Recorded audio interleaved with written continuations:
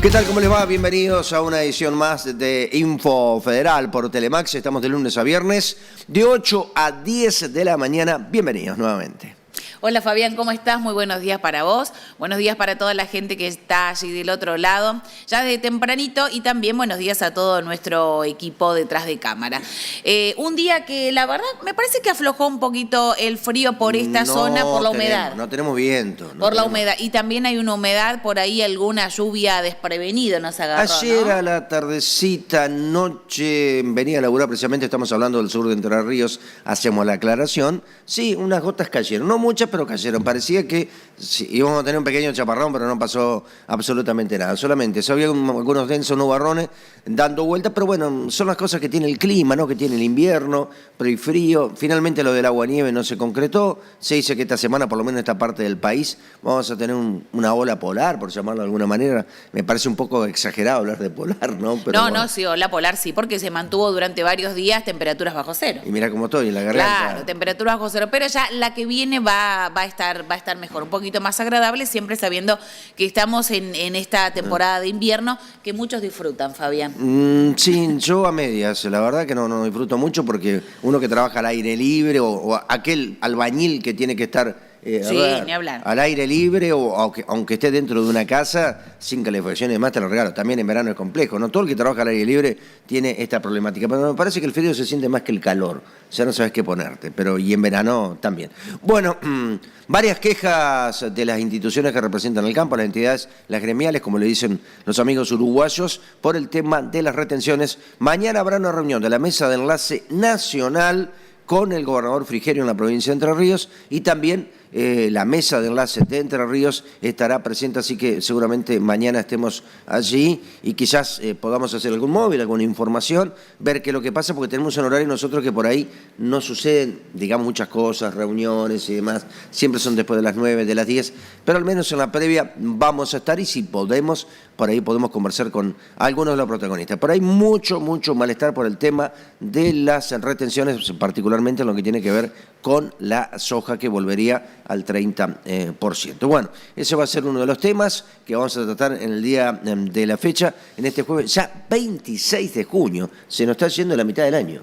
Sí, se nos está yendo, Fabi, bueno, y la reducción de las retenciones termina ya la semana que viene. Por eso el 30, si me lo recuerdo. La semana que viene, el 30, así que bueno, va a ser, yo no sé si van a tener mucho éxito reclamando esto, porque están firmes del gobierno. Sí, aunque Adorni, ya los títulos que vamos a dar a conocer en 20 segundos, dejó una ventanita muy chiquitita abierta. Veremos qué es lo que pasa. Estamos en Info Federal por Telemax, los títulos del 26 de junio.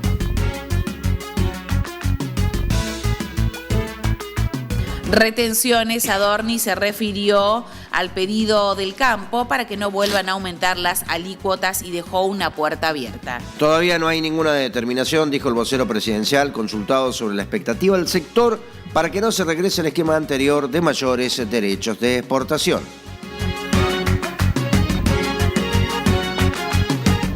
La gripe aviar se adapta y refuerza el riesgo de pandemia. El virus H5N1 cruza especies y continentes, mientras un estudio con inteligencia artificial advirtió que el patógeno mejora su capacidad para evadir los anticuerpos humanos. Autoridades globales intensifican la vigilancia y preparan vacunas.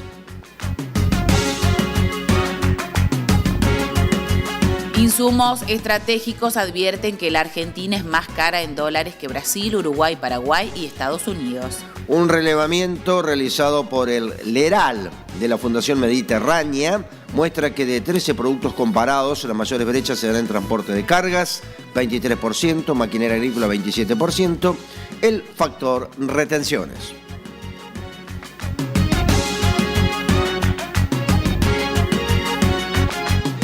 Novillo Mercosur no para de subir y ahora volvió a superar los $4. El valor medio del novillo faena en los países del Mercosur subió por tercera semana consecutiva y volvió a superar los $4 por kilo carcasa, algo que en lo que va del año solo se ha dado en 3 semanas, según consigna el último informe de la consultora regional Fax Carne. Muy bien, ya presentados los títulos, nosotros vamos a meternos de lleno a la información. Retenciones, Adorni se refirió al pedido del campo para que no vuelvan a aumentar las alícuotas y dejó una puerta abierta.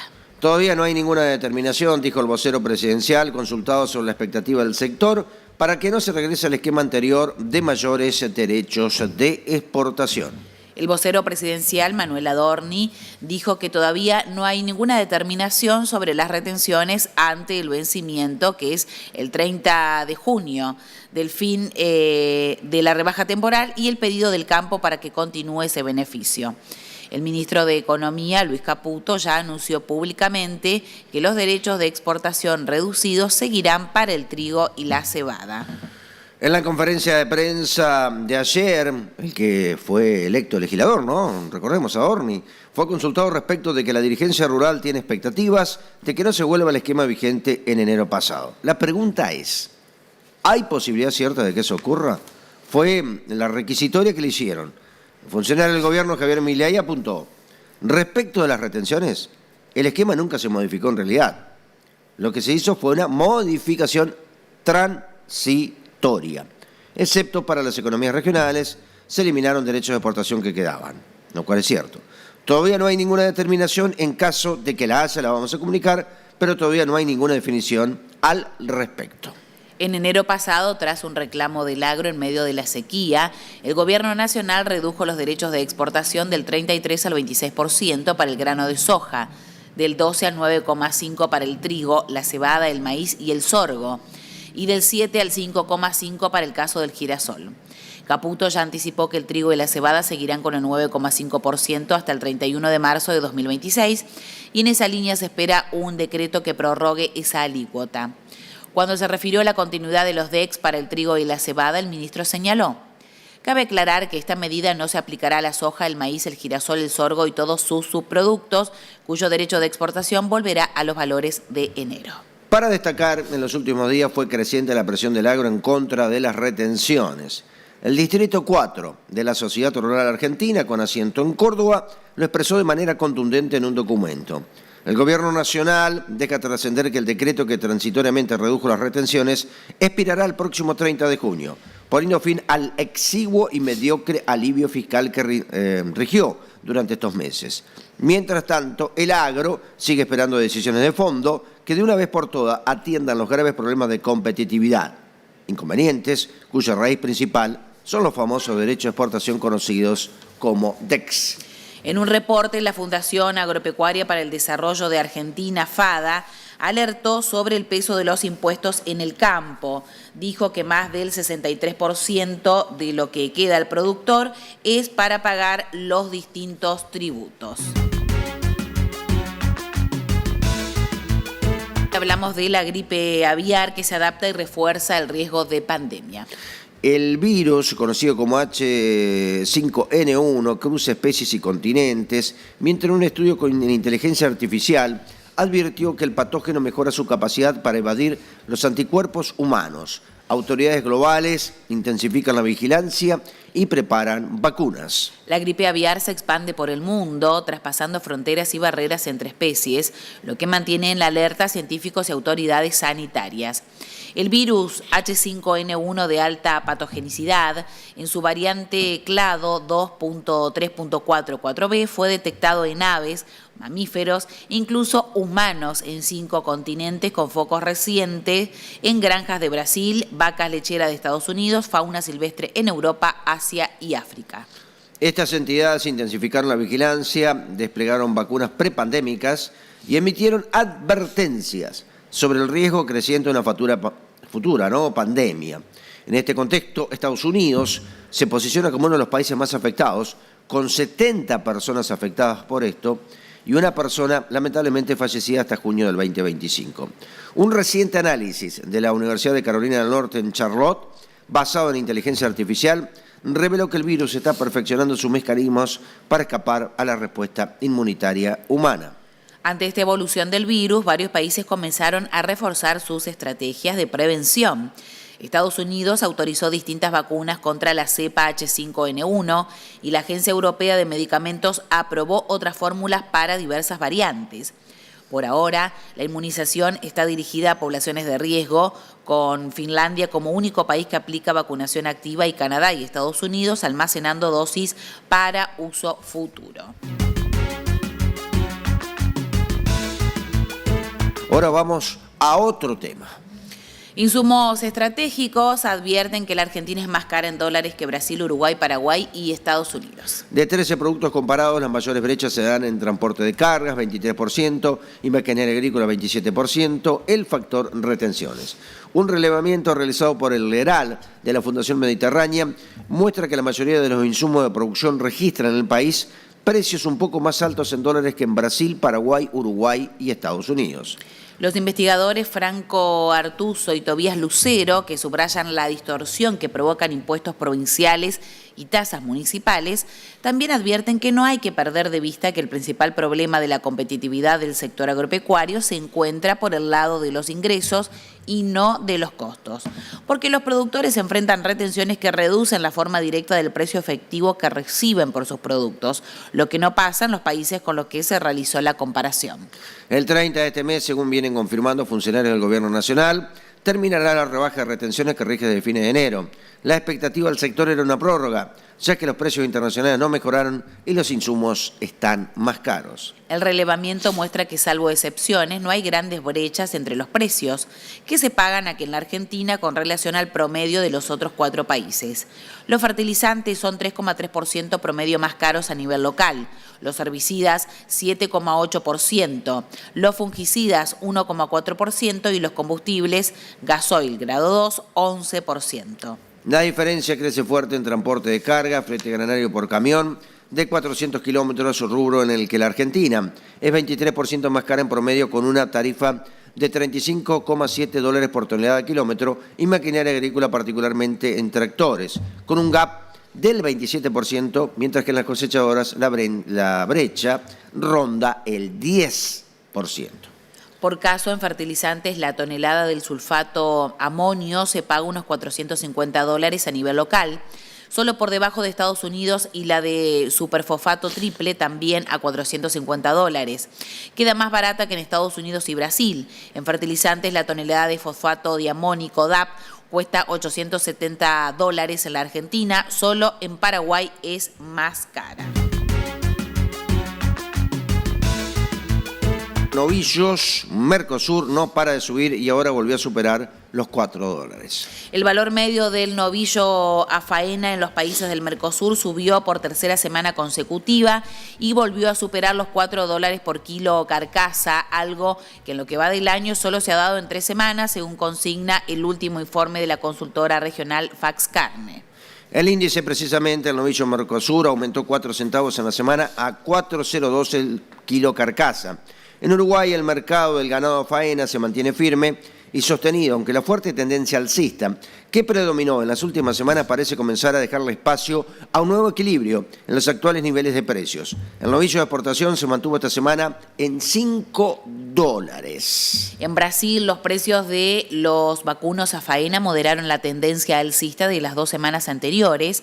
El valor medio del boi gordo en los principales estados ganaderos de Brasil subió 2,7 reales en la semana a 303,8 reales, de acuerdo con la referencia de la consultora Scott, con pago a 30 días y libres de impuesto Funrural. En las 2 semanas anteriores, los aumentos habían sido de 5 a 7 reales en promedio de los estados exportadores del gigante norteño. Esta semana en $3,67 con una suba de 0,8%. En tanto, en la Argentina, los precios de los novillos de exportación se mantuvieron sin cambios luego de la suba de 100 pesos por kilo, engancho de la semana previa. Los gordos metizos de razas británicas rondan los 5.100 a 5.200 pesos y los de cruzas cebuinas de 4.900 a 5.000. Por su parte, el novillo para faena en dólares aumentó 1,9% a $4,76. Finalmente, Paraguay muestra que los valores de la hacienda faena se mantienen sin cambios por tercera semana consecutiva. Las plantas sostienen valores de la lista de $3,50 por kilo para los machos comunes y de $3,20 por kilo carcasa para las vacas gordas, para entradas que mayormente se están dando para los primeros días de julio. El precio del kilo carcasa en tierras guaraníes quedó en $3,50. Finalmente, respecto a las referencias internacionales, se volvieron a mostrar comportamientos disímiles. Estados Unidos cayó levemente a $8,30, mientras que Australia sigue en suba con un 2,3% a $4,47 el kilo carcasa. Vamos a hablar de una producción muy, pero muy importante como es el poroto. Buenas expectativas. A priori vemos una cosecha de buena a muy buena. Nicolás Carnoubi, vicepresidente de la Cámara de Legumbres de la República Argentina, evalúa el desarrollo de la campaña de legumbres en una temporada que comenzó días atrás. El panorama del poroto, garbanzo y maní. Lo escuchamos.